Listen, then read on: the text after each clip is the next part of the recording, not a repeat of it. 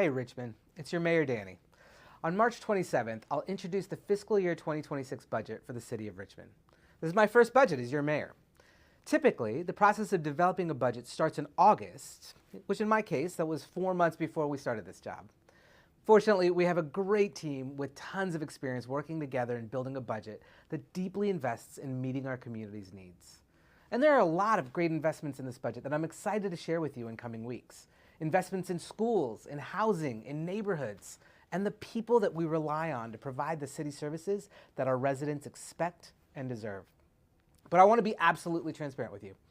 Building this budget has been a really challenging task.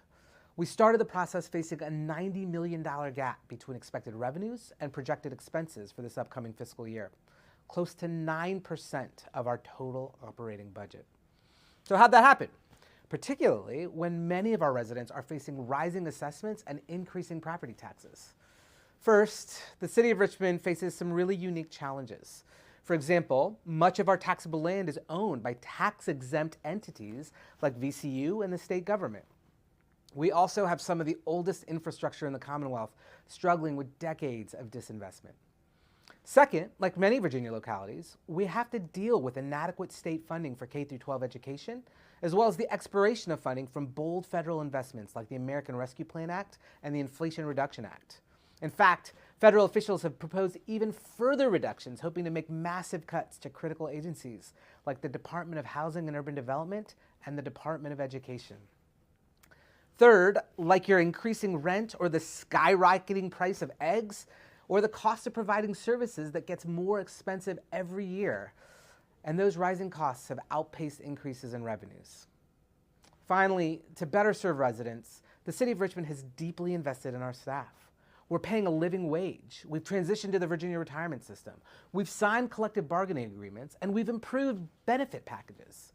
These investments help us attract and retain qualified and talented employees, and they're critical to building a thriving, efficient, and effective City Hall for our residents.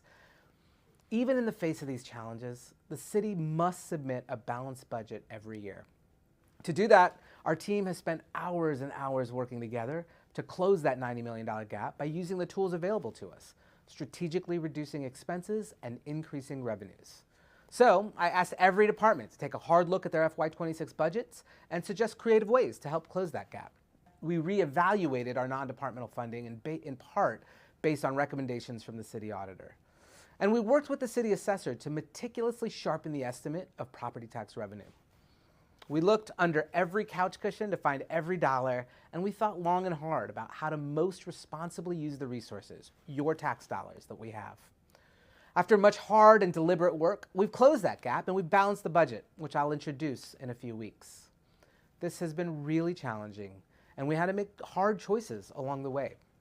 But I believe that we have made smart and strategic decisions this year that will allow us to continue to meet our community's needs, to support our schools, and to protect our residents. I'll present the proposed budget to City Council at 11 a.m. on March 27th. You can come by City Council chambers or you can watch online at Legistar.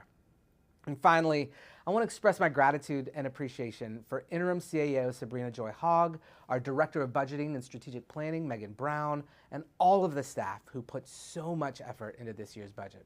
We couldn't have done it without you. Thanks for listening, Richmond. And if you have a question about the budget, contact my office and we'll do our best to get it answered. Thanks so much.